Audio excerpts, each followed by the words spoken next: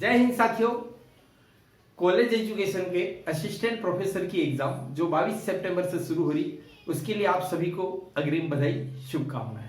सीधे विषय पर आते हैं, पेपर कैसे हल करें। तो आपको पता होगा आपके 3 पेपर होने हैं। फर्स्ट पेपर और सेकंड पेपर दोनों आपके ऑप्शनल सब्जेक्ट्स पर है।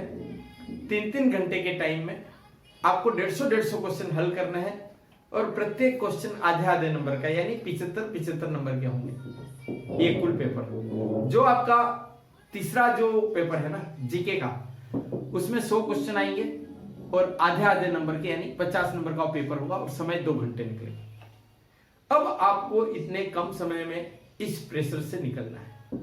जैसे ही आप एग्जाम सेंटर में पहुंचेंगे, है ना, आपके हाथ में पेपर आएगा, उस समय आपको काफी धक धक हो रही होगी, घबराहट, नर्वसनेस।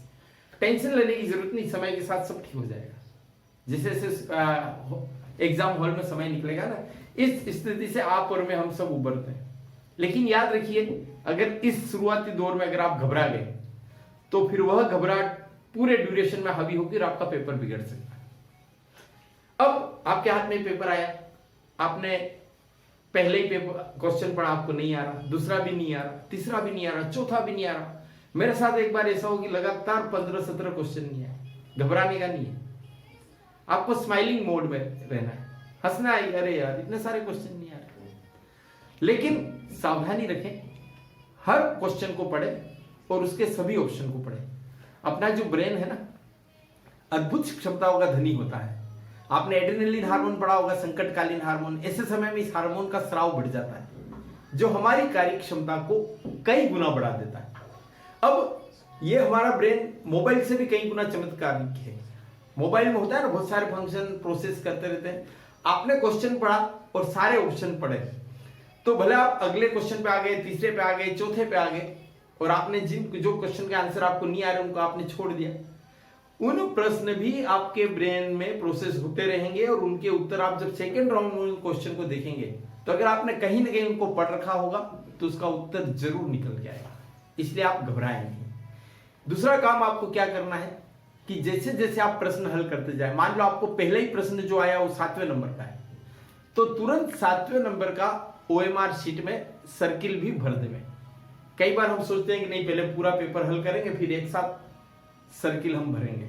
होता क्या है, या तो आखिरी में समय कम रह जाता है तो घबराहट के कारण छूट जाते हैं हम सर्किल भरना। कई बार क्या होता है, घबराहट के मारे 70वें क्वेश्चन की जगह हमने 18वें का OMR शीट में डाल दिया, तो 18वें का 19 में, और पूरी की पूरी शीट बिगड़ जाती। तो ये लापरवाही जरा भी नहीं करें। एक और आप ध्यान रखिए, जो क्वेश्चन आप नहीं कर रहे हैं, जिसमें आपको कंफ्यूजन है, उसके आगे कुछ भी हल्का सा क्वेश्चन मार्क या टिक कर दीजिए, ताकि बाद में घबराहट में आप भूले नहीं। आपको पता रहे कि ये क्वेश्चन करना अभी मुझे बाकी, next second round, third round जब भी मौका मिलेगा ना, तब उसे हल करेंगे।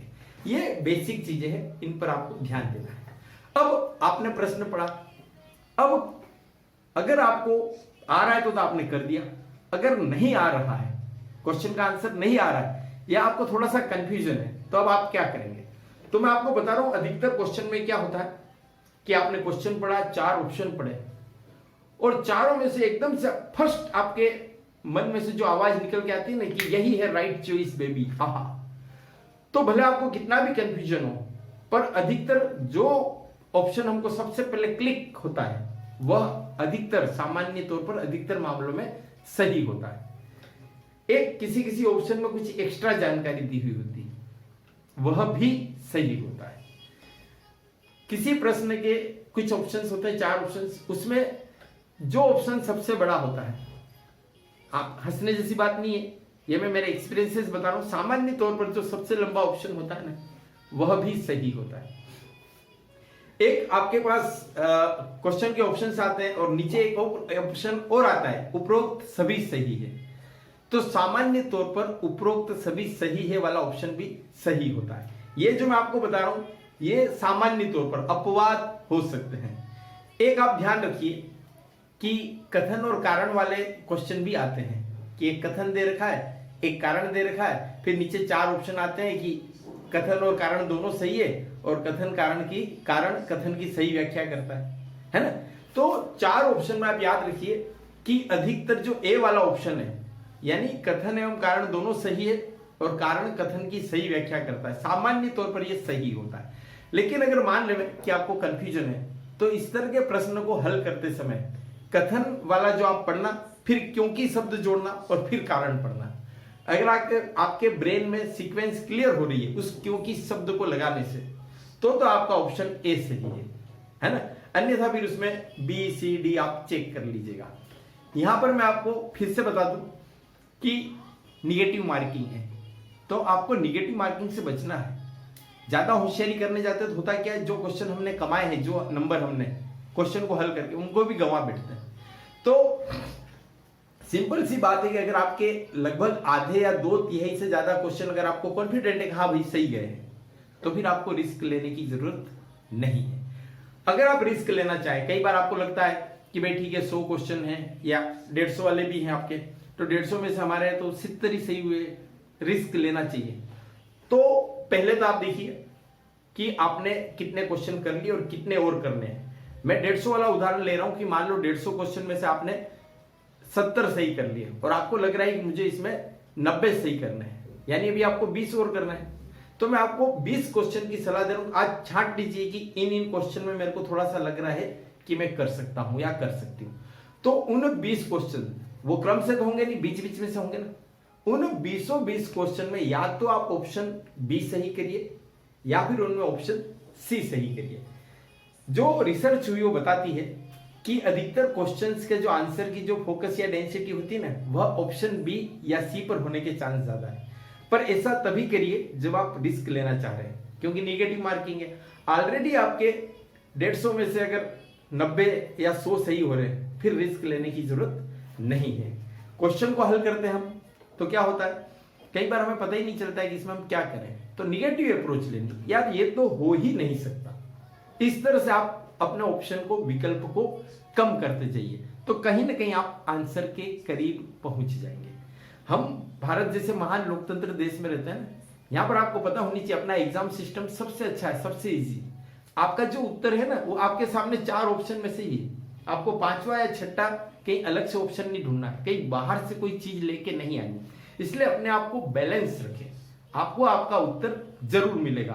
कुछ और टिप्स मैं देख लेता हूं। एक सबसे अच्छी बात आपको बता रहा हूं, जैसे ही आप पेपर हल करना शुरू करें तो सबसे पहले चारों ऑप्शन को हाथ से ढक दीजिए और उसके बाद क्वेश्चन पढ़िए।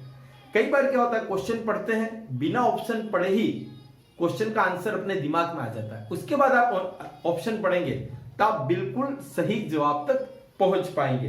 यहां पर मैं एक और सजेशन देना चाहूंगा कि जब आप सर्किल भरते हैं उसके पहले जब आप डिसाइड कर लेते हैं हाँ मुझे इस क्वेश्चन के ये वाला ऑप्शन सही लग रहा है, लेकिन फाइनल सर्किल भरने के पहले एक बार चारों विकल्पों को जरूर ध्यान से पढ़ लीजिए।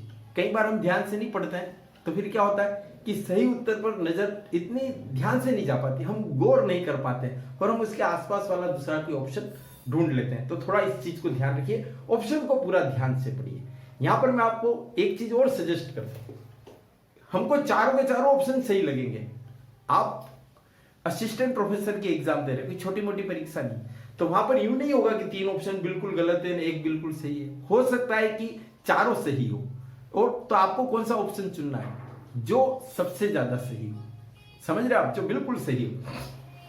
कई बार क्या होता है कि हम ऐसा ऑप्शन देखते हैं कि हमने पढ़ रखा कुछ और ऑप्शन में है ही नहीं, तो आपको जो पढ़ रखा उस पर फोकस नहीं करना। मैं आपको एक एग्जांपल देना चाह रहा हूं कि जैसे मनुष्य की जो श्वसन दर है वह लगभग 16 होती है, 16 बार सांस लेता है प्रति मिनट में।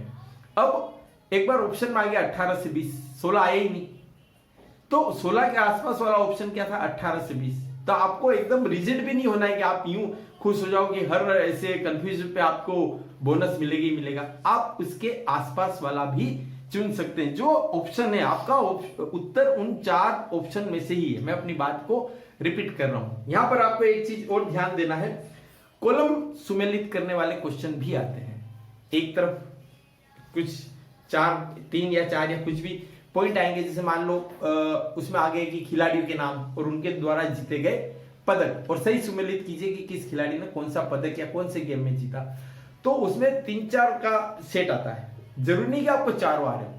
उसमें से एक या दो भी सही हुए ना तो उनके आधार पर आप चारों सही कर लेंगे। तो इस तरह के क्वेश्चन को देखकर आपको जरा भी डिप्रेशन में जाने की या टेंशन लेने की जरूरत नहीं है। जो प्रश्न होता जाए आप हल करते जाइए, आगे बढ़ते जाइए, बाकी क्वेश्चन आपके ब्रेन में आते रहेंगे और उनके उत्तर कहीं ना कहीं निकल के आएंगे। मैं एक दो चीजें और बता रहा हूं कि आपको पूरे समय क्या करना है कि अब मैं अगली बात ये कहना चाह रहा हूं, आप क्वेश्चन हल करने की स्पीड शुरू से ही मेंटेन रखिए। ऐसा नहीं कि बहुत ज्यादा रखें पर मेंटेन रखिए, क्योंकि लास्ट टाइम पर क्या होता है, शुरू में अपन थोड़ी सी डिले कर देते हैं, आखिरी में समय कम रहता है और क्वेश्चन ज्यादा रहते हैं, हड़बड़ाहट में हम आते हुए भी प्रश्न को गलत कराते हैं। एक धैर्य की बहुत सख्त आवश्यकता है। आप परीक्षा हाल से बाहर निकलेंगे ना तो सबसे इंपॉर्टेंट चीज जो मैं कहना चाह रहा हूं, आपको हमेशा लगेगा कि अरे मैंने इन प्रश्नों को सही ढंग से पढ़ा होता तो मैं 5-7 क्वेश्चन और सही करके आता। जब आप अपने किसी साथी से डिस्कस करेंगे अरे ये तो मुझे ध्यान ही नहीं आया, तो आपको बहुत धैर्य से बहुत समझबूझ के करना है ताकि आप उन गलतियों से बच सके। स्पेशली प्रश्नों में जो लिखा रहता है कि नहीं है, निम्न में से कौन सा स्थान राजधानी नहीं है, आपके ध्यान में क्या रहेगा, राजधानी है, जल्दी जल्दी में नहीं पर ध्यान गए ही नहीं। निम्न में से कौन सा कथन त्रुटिपूर्ण नहीं है, अब आपने खाली त्रुटिपूर्ण पढ़ के हल करने लग गए। इन चीजों से आपको बचने की जरूरत है कि आपको पूरी तरह से, और एक टाइम कंज्यूमिंग जो है ना, जिन प्रश्नों को हल करने में आपको ज्यादा समय लगने के चांस है उनको छोड़ दीजिए। उनके पीछे दिमाग लड़ाने से कोई मतलब नहीं है। आपको लग रहा है कि इस प्रश्न को हल करने में ज्यादा समय लगेगा, उतने समय में आप दूसरे हल कर लीजिए, बाद में जब समय रहे तब आप उसको हल कर लीजिए। इस तरह से इन टिप्स को अगर आप ध्यान में रखेंगे तो हो सकता है कि आप बिना कोई अतिरिक्त मेहनत के कुछ एक्स्ट्रा क्वेश्चन हल कर पाए। धन्यवाद, जय हिंद।